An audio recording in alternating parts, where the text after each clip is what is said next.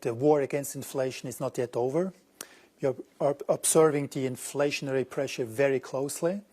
And we clearly said today that we'll look at the situation again in December, and if necessary, we will change our monetary policy, and we continue to tighten monetary policy.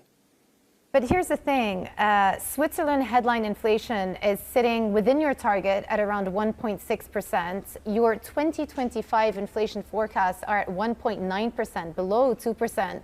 So you could actually make the argument that SNB's work is done here. Well, it really depends on the evolution of inflation. So the war is not yet over. We have to see really what happens to inflation over the next couple of months. The inflation forecast is a little bit better than 3 months ago, but it's unclear. There is a lot of uncertainty. Prices could increase again, so we could have changes in energy prices, second round effects that could be stronger. So we have to observe that very closely, and if necessary, we will tighten monetary policy in December. We will look at the new inflation forecast in 3 months, and from there on we go further.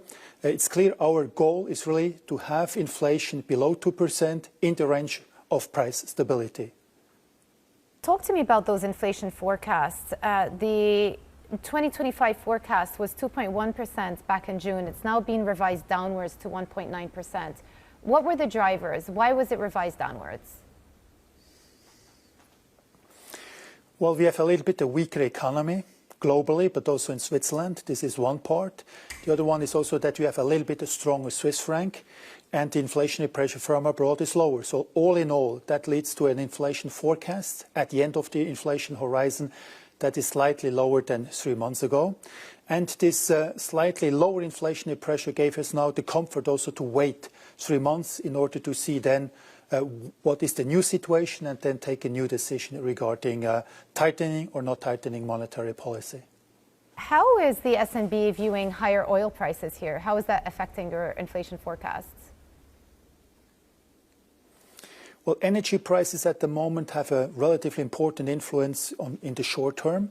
So we have not only oil, but we have also electricity that will have an impact on inflation. So the increase of inflation between now and mid-2024 is also to an important part driven by energy prices.